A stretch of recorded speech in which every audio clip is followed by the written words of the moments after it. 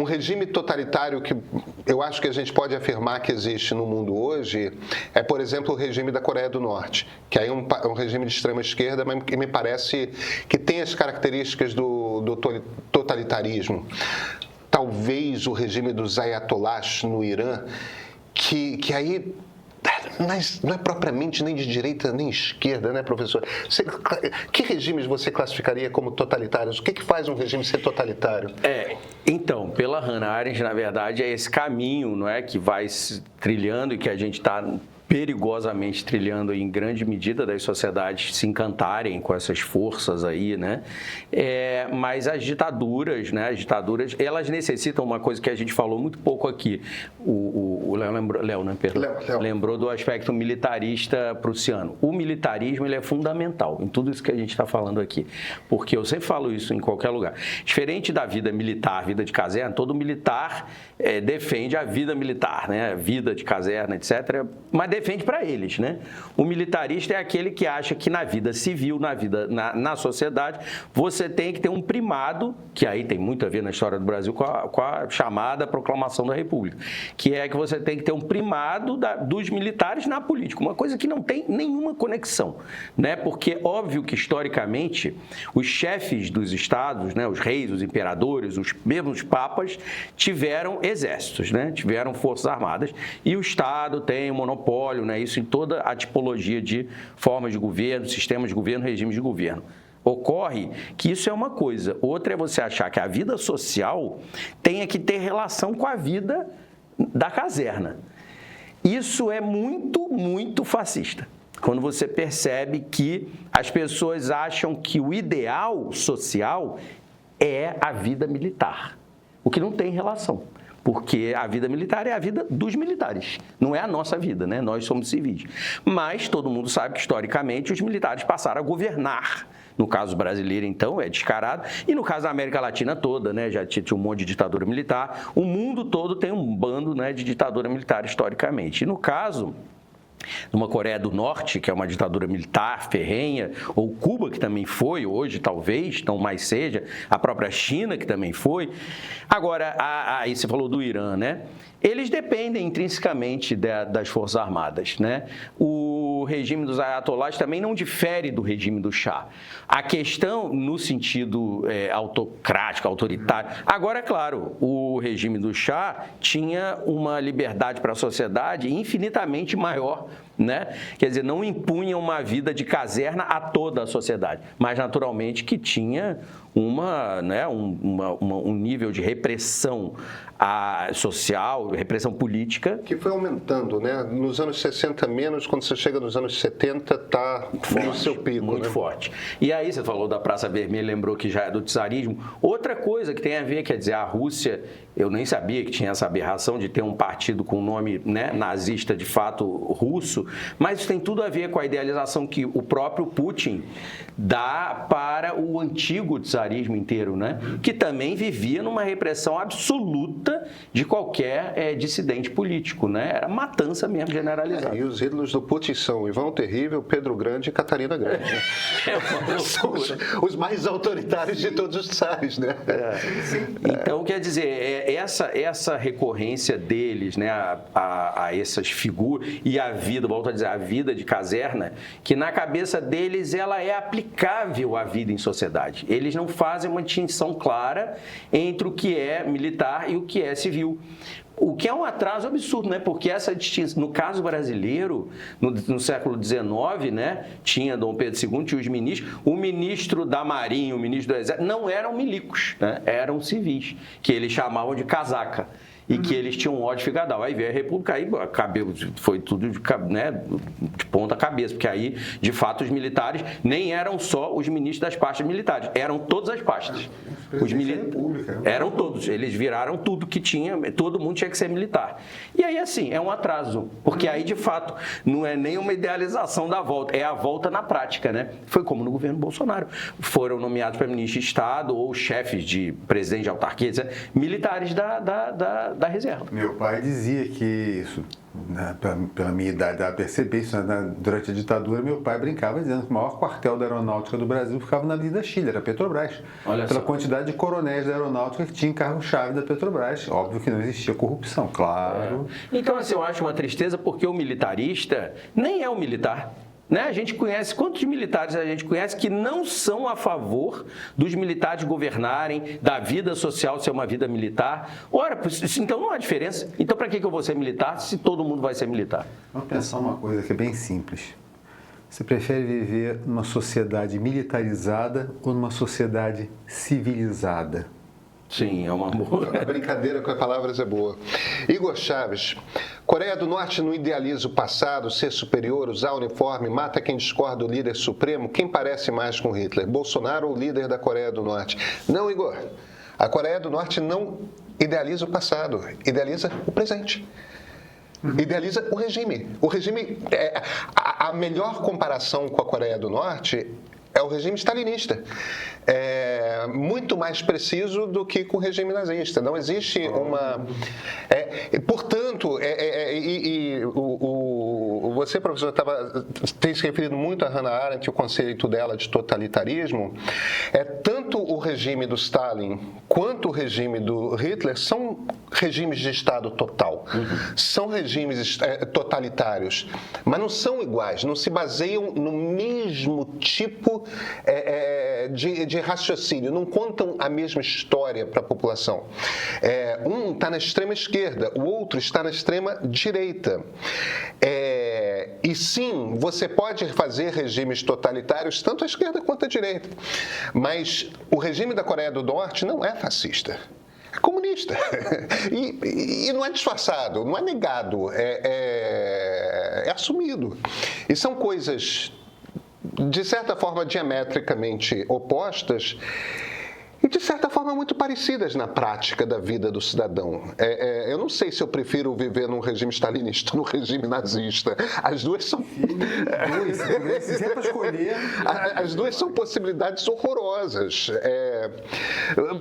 Bruno, tem uma conversa que a gente estava tendo antes do programa começar, que eu acho que rebate um pouco nessa discussão sobre todo mundo que vota no Trump é fascista, todo mundo, a partir do momento que a gente concorda que o Trump e Bolsonaro são fascistas, ou neofascistas. E isso quer dizer imediatamente que todo mundo que vota neles é fascista? E claro que não é, mas tem um aspecto nessa discussão sobre o qual a gente fala muito pouco, que é, não só no Brasil, mas no Brasil isso é particularmente forte, a cultura política das pessoas, da sociedade, é muito baixa. Quando as pessoas escolhem um candidato, elas estão se baseando muito menos por um raciocínio e muito mais por um pacote de emoções, de certa forma, que aqueles candidatos fazem emergir nelas. E tem esse aspecto de que as pessoas têm dificuldade, inclusive, de diferenciar direita e esquerda. Quanto mais você conseguir entender, ter uma visão de país, aquela ideia, aquela coisa idealizada que a gente espera de uma democracia, que cada pessoa tenha o seu próprio conceito, a sua própria visão de o que é um país ideal, e em cima disso você compreenda como você é ideologicamente, que tipo de ideologia mais se adequa a esse seu ideal. Aliás, as palavras não estão próximas, ideologia e ideal à toa, né? O eleitor não pensa nessas coisas, né? Não funciona. O eleitor aqui nos Estados Unidos, na Europa, em geral, é movido por uma profunda ignorância política, não? Infelizmente, totalmente. E assim, esse déficit, né, democrático, por exemplo, a gente falava muito em análise de relações internacionais, o déficit democrático para a União Europeia. As pessoas nem vão votar. Elas, né, porque não é obrigatório, elas nem vão votar. Então, quem vai, evidentemente, está tendo um poder de voto, literalmente, muito maior do que o resto todo, que nem votar quer. O brasileiro médio tem um conhecimento político baixo, não é? Eu me lembro na eleição do Bolsonaro, né, 18 para 18, eu me lembro que eu peguei né, lá em São Paulo, eu ficava perguntando voto para os uberistas, né, os motores de Uber, né, que substituem os taxistas antigos aí como termômetro. E aí eu ouvi a imensa maioria falando que ia votar nele. E aí um deles disse, eu tenho que votar no Bolsonaro, porque eu ia votar no Lula, mas o Lula está preso. Aí eu disse assim, não entendi o que o senhor falou. O senhor não, o meu candidato é o Lula, mas ele está preso. Eu disse, então, mas aí tem o candidato do Lula, né? O senhor não vai... Não, mas é porque a gente precisa de um homem forte. Então, como o Lula está preso, o Lula é um homem forte. Como ele está preso, eu tenho que votar no Bolsonaro. Eu disse, meu senhor, mas eles são inimigos políticos. Eles, não, é porque o Brasil precisa de um homem forte. Então, assim, ao contrário dos demais, que tinham clareza de que votar no Bolsonaro era votar contra o PT, tinha um outro lá que era um meio termo aí, que nem queria votar, mas disse que ia votar, e tinha esse que disse, não podendo ser o Lula, eu voto no Bolsonaro, né? Então... Isso, né, quer dizer, talvez não seja a maioria dos brasileiros, mas os brasileiros, com a sua falta de formação política, de formação em história, sobretudo, sociologia, né, tudo que a gente...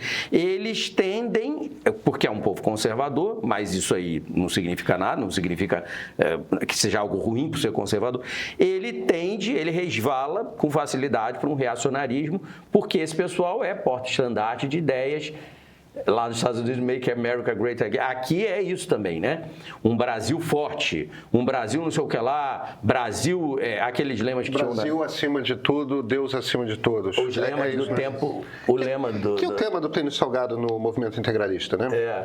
Agora, o Plínio, veja isso, né? Você falou do Plínio Salgado, integralismo, a gente pode falar em neointegralismo, mas veja isso, eles não sabem quem foi Plínio Salgado também. O brasileiro é isso, né? Infelizmente, ele também não sabe. O Plínio Salgado era o que foi, né? Eles chamavam de chefe nacional, né, os integralistas. O chefe nacional dos integralistas, mas eles nem sabem quem foi o Plínio Salgado. Eles não sabem que o Plínio Salgado escreveu Uma Vida de Jesus, eles não sabem o que o Plínio Salgado pensava. Então, é muito complexo, porque o brasileiro tem esse déficit, né, de conhecimento histórico, político. E aí é muito complexo, ele tem uma tendência... que é péssima, né? A você optar não só menos pior, mas que na cabeça deles é aquele ideal de, como eu digo, um homem forte, né? Que vai conduzir. É muito difícil, né? Aqui é muito difícil. É absolutamente personalizado. Exatamente. Nas últimas eleições, você vê a propaganda, o santinho, mas sequer sem menção ao partido. Não, o partido nem existe. É um perigo isso, não né? existe. Porque eles acham sempre, a grande parte da população brasileira pensa que o partido é só um mecanismo da roubalheira. Ora, não é porque isso existe que a gente tem que acreditar que, primeiro, que sempre vai existir e que é o correto, né? E que é inerente, ao sistema. Mas a gente tem um problema que é uma herança da ditadura, que foi a demonização desse tipo de ensino. A ditadura usou como ferramenta de doutrinação de ideologia as matérias de Educação Moral e Cívica, OSPB, Organização Social e Política Brasileira, e no ensino superior, Estudo dos Problemas Brasileiros. Sabe quem escreveu o currículo das duas disciplinas? Sabe quem escreveu o currículo das duas disciplinas? Não. Plínio Salgado. É mesmo? Velhinho. Eu ia pensar que era o Benedito. Não. A reforma é do Passarinho, né? Que era o ministro da Educação, que convidou esse velho mestre para escrever o currículo. Então, Organização Moral e Cívica e Organização Social e Política Brasileira, o SPB, Educação Moral e Cívica, que nós somos a última geração a ter tido essas disciplinas até o final, né? Essas disciplinas nada mais eram do que uma visão integralista de Brasil. Exato. Quem me deu moral o SPB foi Marcelo Freixo, quando eu era criança no colégio, ensinando mais-valia. Então vê que as pessoas podem... O Liberdade de cátedra. Não, tá inteiramente certo. Quando eu tive pelo currículo indicado pelo MEC, governo Figueiredo já, e os professores não tinham ainda a liberdade de mudar o currículo. O currículo era bem estrito, era... Um currículo bastante restrito mesmo. O autor do meu livro de história era o Borges Hermida. O pacote completo do Estado Novo misturado com a ditadura militar. Mas o grande problema é que na redemocratização nós jogamos a criança fora junto com a água da bacia. Sim, totalmente. Sabe? Totalmente. Nós deixamos de ensinar...